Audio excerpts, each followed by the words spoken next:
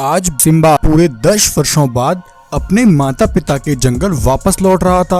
वह जंगल जो उसके माता पिता ने मिलकर सजाया था और जो उनकी अमानत था। सालों पहले जिस पर दुश्मनों ने कब्जा कर लिया था, आज सिम्बा उन दुश्मनों से अपना जंगल वापस लेने आया था।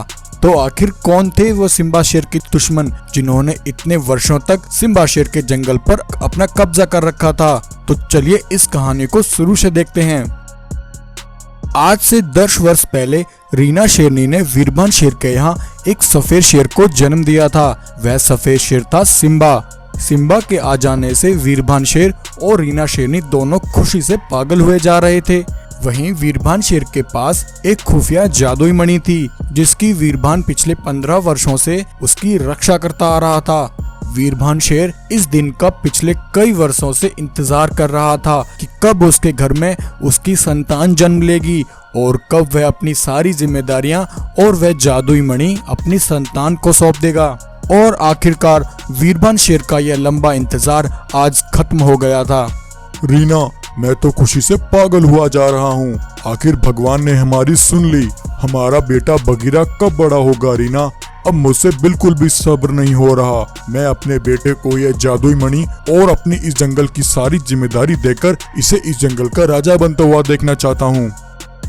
हाँ महाराज, थोड़ा सब्र कीजिए, आपका सपना जरूर पूरा होगा। लेकिन अभी हमारा बेटा सिम्बा बहुत छोटा है, अभी इसकी खेलने कूदने की उम्र है। उस दिन के लिए आपको सब्र रखना होगा महाराज।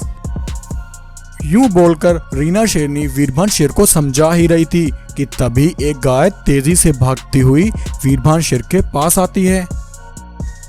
महाराज, गजब हो गया। अरे गाय, क्या हुआ? तुम इतनी परेशान क्यों लग रही हो? महाराज, आपके बेटे सिम्बा को खतरा है। गाय, ये तुम क्या कह रही हो? मेरे बेटे को क्या खतरा है और किससे खतरा है? जल्दी बताओ। महाराज, मैंने अभी थोड़ी देर पहले आपके सबसे बड़े दुश्मन कांचा बाघ को काली पहाड़ी के पीछे अपने सैनिकों के साथ बातें करते हुए सुना। सुनो मेरे सैनिकों, मुझे अभी अभी खबर मिली है कि हमारे पड़ोसी दुश्मन वीरभान के घर उसके बेटे ने जन्म ले लिया है। कुछ दिनों में वीरभान शेर अपने बेटे को वह जादुई मणि सौंपकर उसे जंगल का राजा बना देगा। लेकिन मैं ऐसा नहीं चाहता। मुझे किसी भी कीमत पर वो जादुई मणि चाहिए। बस एक बार मुझे वो जादुई मणि मिल जाए, फिर उसके बाद मेरा सामना कोई नहीं कर पाएगा और मैं वीरभान शेर के साथ उसके पूरे जंगल पर कब्जा कर लूंगा और उस वीरभान शेर को अपना गुलाम बनाकर रखूंगा। जाओ मेरे सैनिकों और उस वीरभान शेर के जंगल पर टूट पड़ो और उसकी जादुई मणि मुझे लाकर दो और हो सके तो उसके बेटे को भी उठाकर ले आना। महाराज, कांचा बाघ के सैनिक आपके जंगल की ओर आ रहे हैं। गाय, तुम बिल्कुल सही कह रही हो। तब तो हमारे बेटे सिम्बा को जरूर खतरा है। गाय, तुम एक काम करो, तुम हमारे बेटे सिम्बा को लेकर इसी समय जंगल से चली जाओ। तुम्हें इस जंगल में कोई नहीं जानता और अगर तुम्हें कांचा बाघ के सिपाही मिले तो तुम सिम्बा को कहीं छिपा देना और यहाँ से दूर चली जाना।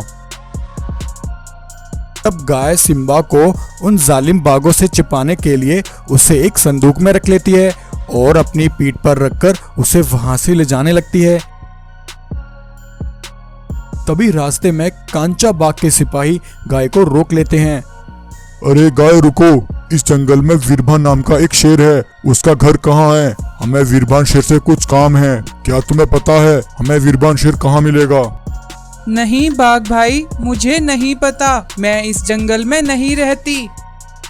अच्छा ठीक है, ये बताओ इस संदूक में क्या है? कुछ नहीं महाराज, इसमें तो मेरे खाने पीने का सामान है। ऐसा कहकर गाय जैसे तैसे सिम्बा को बचाकर वहां से ले जाती है। उधर कांचा बाघ अपने सैनिकों को लेकर वीरभान शेर के पास आ जाता है। जब कांचा बाघ को ये पता लगता है कि वीरभान ने जादुई मणि को कहीं छिपा दिया है, तब गुस्से में आकर कांचा बाघ सिम्बा के माता पिता को कैद कर लेता है। उधर गाय वीरभान के बेटे सिम्बा को लेकर एक सुनसान जगह पर आ जाती है और उस सुनसान जगह पर रहकर सिम्बा का पालन पोषण करती है। वह उसे अपना दूध पिलाती है और पूरे 10 वर्षों तक वह सिम्बा का अच्छे से ख्याल रखती है। उधर कांचा बाघ रीना शेरनी और वीरभान पर बहुत जुल्म करता है और जबरदस्ती वीरभान शेर से वह जादुई मणि निकलवा लेता है। अब आएगा मजा। देखा साथियों, आज मैंने इस जादुई मणि को हासिल कर ही लिया। कांचा बाघ की मार के आगे अच्छों की नहीं चलती। उधर गाय भागती हुई सिम्बा के पास आती है। बेटा गजब हो गया, आज उस जालिम कांचा बाघ ने तुम्हारे माता पिता से वह जादुई मणि हासिल कर ली है। तुम्हारे माता पिता का जीवन अब संकट में है। उस जालिम कांचा की सेना इतनी बड़ी है, हम तुम्हारे माता पिता और उस जादुई मणि को कैसे बचाएंगे? माँ तुम चिंता मत करो, मेरे पास इस समस्या का एक हल है।